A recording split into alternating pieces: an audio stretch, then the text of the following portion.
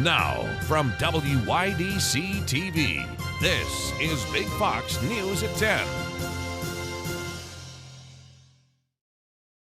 COVID cases in New York are trending downwards. However, Steuben County continues to spike in cases. Big Fox's Matt Kleindens joins us now from Corning to break down the latest numbers. Good evening, Lauren. Steuben County is reporting over 100 new COVID cases, with the majority of them being fueled by young adults and kids. COVID cases continue to hit record highs in Steuben County. On Thursday, the county's active case count surpassed 400 with a surge of 112 new COVID cases. 70% of those new cases are being fueled by residents under 40 years old, including 25 cases in children under 12 years old. In a statement, the county health department contributed the increase to low vaccination numbers among younger residents. According to the state's vaccine database, vaccination rates among Steuben residents under 35 remain below 50%. The county health department continues to promote vaccine clinics and wearing masks in order to limit the spread of the virus. Matt Kleindens, Big Fox, WYDC in Corning. The Steuben County Sheriff's Office has identified a man who died after being swept away by yesterday's floodwaters. 71-year-old Richard Kelly of Prattsburg was found in a creek along Dinehart Crossing Road near Route 53. Police spent yesterday searching for him after he was swept away by floodwaters while riding his ATV. Kelly is the second Steuben County resident to have died from floodwaters in the past 2 months. Today, millions of Americans are now eligible to get a COVID-19 booster shot, but getting here has been a bumpy road. Britt Conway breaks down the back and forth over the boosters.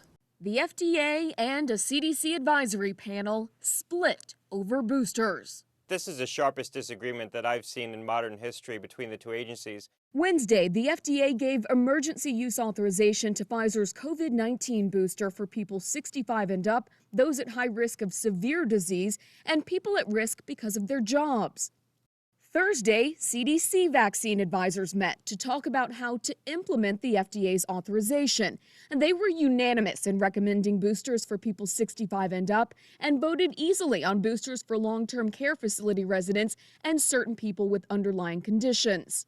As for boosters for people at risk because of their work, after a long debate, they voted against it. Friday, an early morning announcement, the CDC director sided with the FDA on all points, including recommending boosters for people at risk of getting COVID-19 because of their jobs. A former FDA commissioner says this kind of back and forth over boosters could have been prevented. You might want to have a different process, and this should have been thought out from the outset. Perhaps we should have brought these two agencies together and reimagined a different kind of process where they work together from the outset to come up with unified recommendations. And I think as we go forward and plan differently for a pandemic, we might think differently about how we deploy a vaccine in the setting of a public health emergency like this. I'm Britt Conway reporting. At least one person is dead and more than a dozen injured after a shooting at a Kroger grocery store in Collierville, Tennessee. That's according to Collierville Police Chief Dale Lane. Chris Wynn has the latest.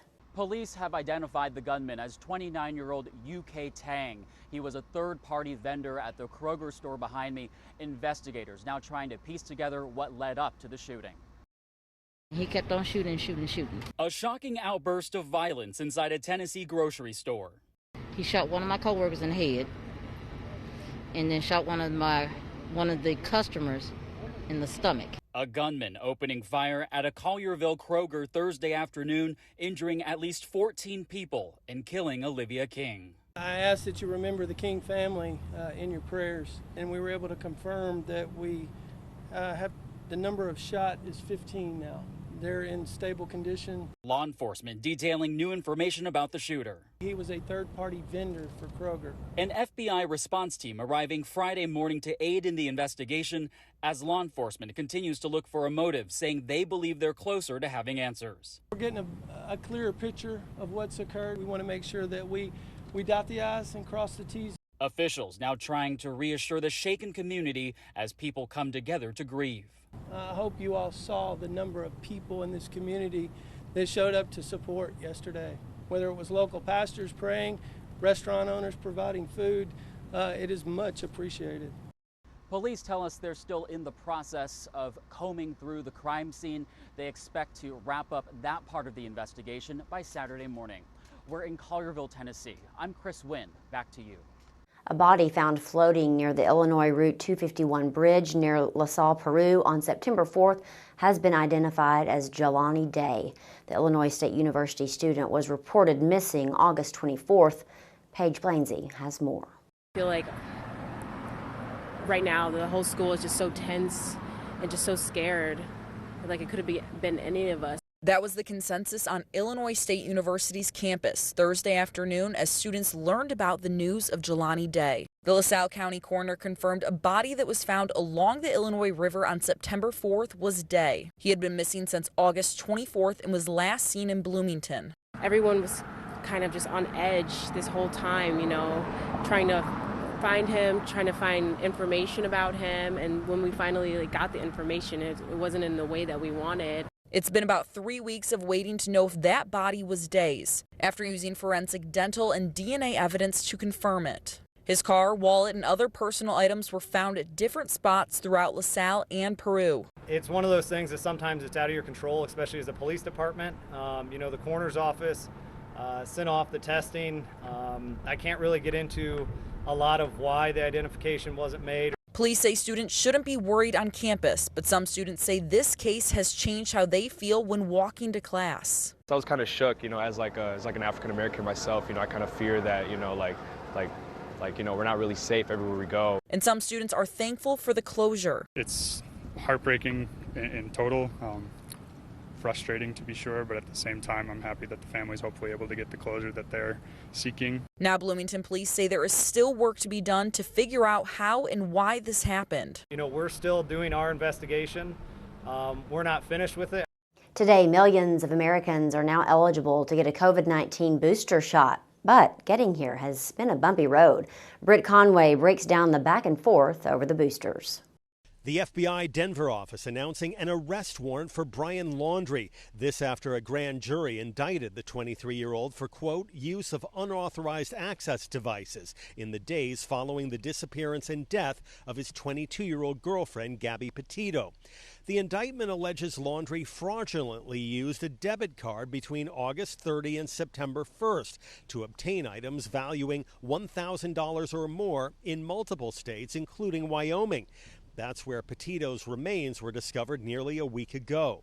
The Laundrie family attorney issuing a statement saying in part, quote, it is my understanding that the arrest warrant for Brian Laundrie is related to activities occurring after the death of Gabby Petito and not related to her actual demise. This is also tactical by the feds. They are going to arrest him on this while they build their case on the homicide. Meanwhile, a second woman tells Fox News she gave Laundrie a ride as he hitchhiked in Grand Teton National Park 2 days after Petito was last heard from. And in Florida, authorities continue their search for Laundrie in the Carlton Reserve. A friend of Gabby Petito says Laundrie is well equipped to survive in the rugged 25,000-acre nature reserve. This is a tremendous, massive land. The more people, the more effective we are. Gabby Petito's hometown on Long Island, New York, will come together tonight for a candlelight vigil in her honor. In Northport, Florida, Jonathan Seri, Fox News. Less than a week remains for Congress to pass a federal spending budget to avoid a government shutdown, just as lawmakers debate trillions in infrastructure investments. Caroline Shively has more from Washington. High stakes and high price tags in Washington. First up, Democrats are furiously writing and rewriting the president's reconciliation bill that would transform the country's social and environmental programs to the tune of $3.5 trillion.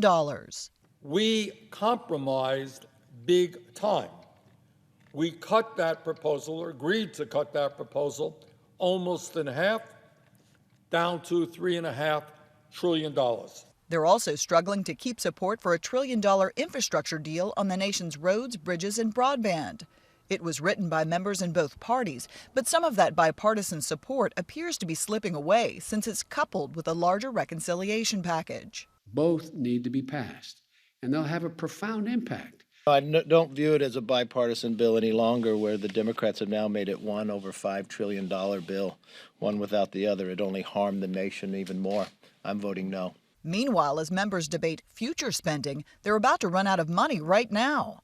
Congress is yet to pass a funding bill to keep the federal government operating after next Thursday. Obviously, we want to avoid a shutdown, and we're doing everything to avoid a shutdown. Congress also hasn't worked out a deal to raise the debt ceiling. Without it, the nation could default on its debts next month for the first time in history.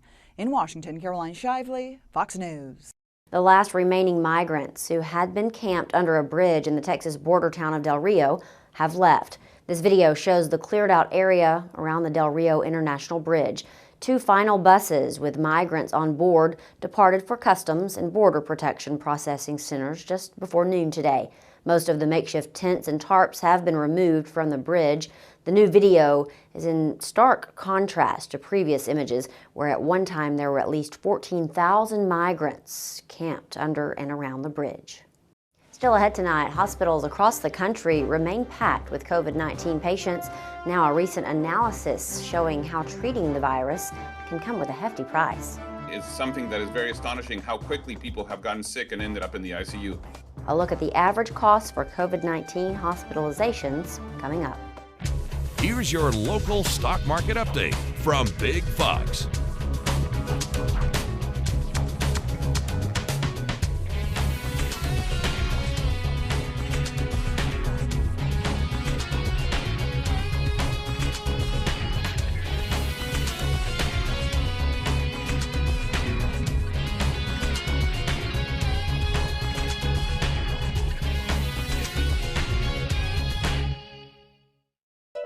Now, your Twin Tiers forecast from Big Fox.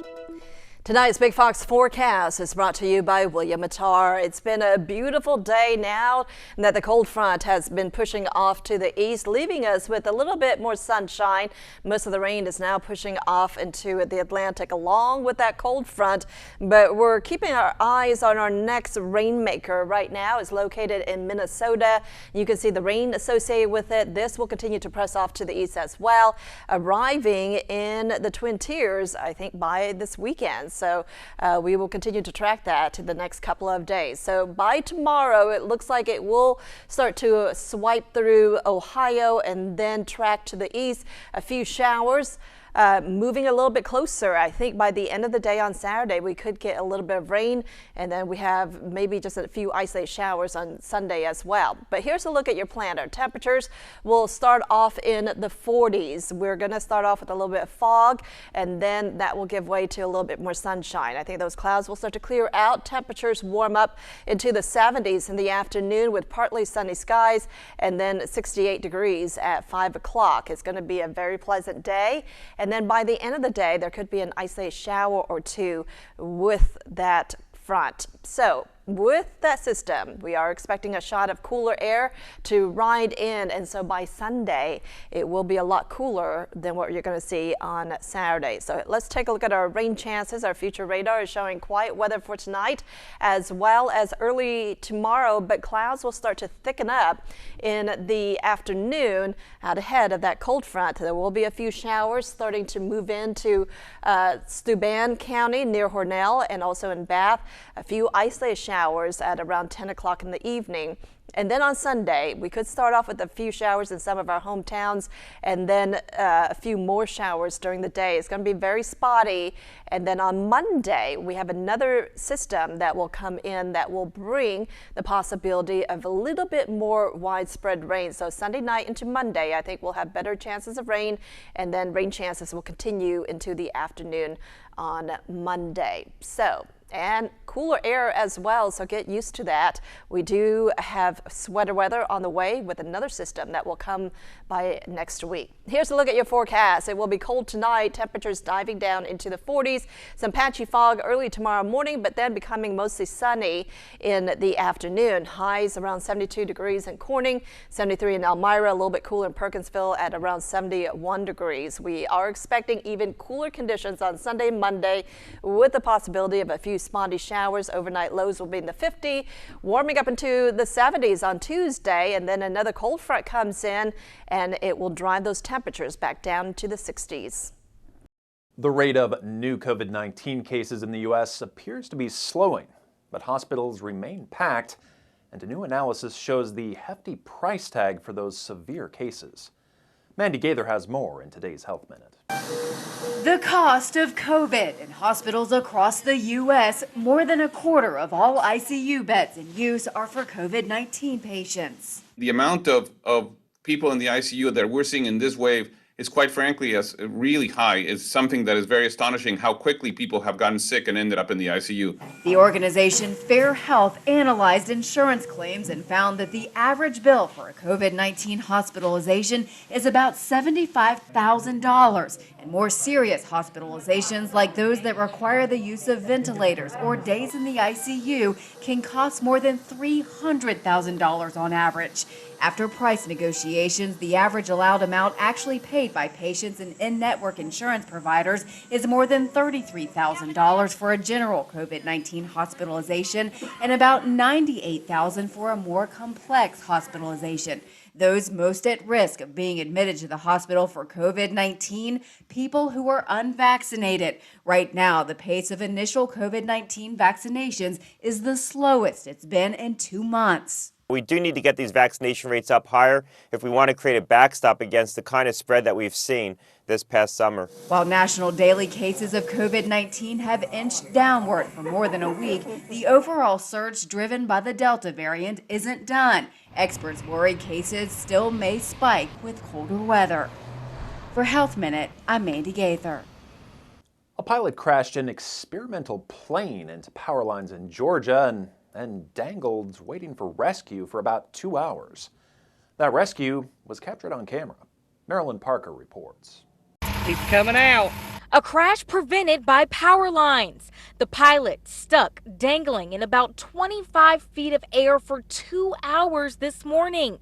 The 911 call came in around 10:15. The lights was out at our house, so we come to see what happened. We don't know what caused the plane to go down, but this woman recorded his rescue. You could see him trying to hold his body up because he's been there for a couple hours, I know. You could tell he was tired and exhausted, and I just kept praying God give him strength to make it out of there. With the harness strapped around his waist, crews got him out and took him to the hospital. The Ware County EMA director says the pilot had a cut to his forehead, but was alert. He knew where he was at, where he was from. He's just in a place where he couldn't get down. The director says the pilot was heading to Waycross Airport, which is about 2 miles from where the crash happened. Georgia Power reported massive outages in the area. Power was restored shortly after they got the pilot out. The EMA director says they contacted the FAA to carry out the investigation into the crash. A heartfelt reunion happened when a Kansas woman met the family of her heart donor. Sean Logan has the story. Hi. Anticipation leading up to this moment. You know who I am? Of heartfelt joy for Denisha Williams. Nice to meet you. Meeting the loved ones of the woman who saved her Check life. it out. Hi, can I hug you? Nice to meet you. Piper and Bart Malone with their granddaughter driving up from Texas for this reunion. A heart to heart. When you receive somebody else's organ, it's one thing, but then their heart is something, totally different because, when you think of the heart, you think of, their very essence. For Denisha, this is a chance to get to know Riley Malone. It was just really important to me that I could connect to them. A 17-year-old whose life was cut short in a car crash. She's strong, huh? Strong. It's so strong. But whose heart ensures Denisha can live. Every parent wants their child to grow up and make a difference in this world. And make me cry. This young lady is our validation that our daughter made a difference in this world. A difference a stethoscope allows them to hear. You hear Riley's heartbeat again. I had the same feeling the day she was born. Riley's heart has another essential purpose, keeping Denisha here for her son, Isaiah. It has just given me a chance to raise him, and to be here with him. They say a dog is a human's best friend, and these firefighters outside St. Louis, well, they have quite the new pal. They saved a little guy named Rico from inside a 40-foot well. The dog went for a stroll near a neighbor's house and accidentally stumbled into the pit. Now he's free, thanks to the Prairietown and Edwardsville fire departments. Move over, Ant-Man. Scientists have created the smallest ever human-made structure that can fly. Northwestern University engineers say this is a winged microchip named the Microflyer. The chip is just about the size of a grain of sand and is built to use wind to fly. The scientists studied nature to come up with the design. It spins like a helicopter through the air, and it's also biodegradable. They say the Microflyer can be packed with miniaturized technology, such as sensors, memory data, and antennas for wireless communication. Engineers believe their device could be used one day to monitor air pollution, airborne disease, and environmental contamination. Now, from the tiny to the enormous, modern cruise ships are some of the largest ever man-made structures. So what do you do when one of these behemoths needs a lift? Jeremy Roth shows us in today's Take a Look at This. Ever seen an ocean liner getting a piggyback ride? Well then, take a look at this. The surreal high seas ride is courtesy of the Boca Vanguard, a semi-submersible heavy transport vessel designed to carry exceptionally heavy cargo. How heavy? Like 133,000 tons heavy. A system of onboard ballast tanks are filled, allowing the Vanguard to sink below the surface. It then can slip under and carry massive cargo, such as malfunctioning cruise ships in need of a lift. These unique gargantuan transport vessels are usually put to work in the oil and gas industries, moving platforms and heavy equipment. Over to dry-ish land, where Chicagoans were given a heads up to stay dry by avoiding the Lake Michigan coast during a strong storm. The National Weather Service predicted 16-foot waves with the windy weather. That didn't stop surfers from ignoring swimming restrictions or bikers and joggers who were gluttons for punishment. Whoopsie daisies, that's embarrassing. Almost as embarrassing as saying whoopsie daisies. Finally, beneath the surface, a startling discovery as two amateur divers found what turned out to be one of the largest collection of ancient Roman gold coins. The divers reported 8 coins found off the coast of Spain, and further exploration revealed 45 more. Archaeologists date the booty to around 4th or 5th century and are calling the discovery very significant and enormously valuable. For Take a Look at This, I'm Jeremy Roth. We want to leave you with a smile tonight. The U.S. has formally returned an ancient artifact that was bought by Hobby Lobby to Iraq. It's called the Gilgamesh Dream Tablet, and it's inscribed with a portion of the epic poem Gilgamesh. The Justice Department determined that the item, quote, entered the United States contrary to federal law. This tablet is thought to be one of the oldest works of literature in the world. Hobby Lobby bought it at auction in 2014 for more than $1.6 million. Have a fun and safe weekend, and we'll see you Monday.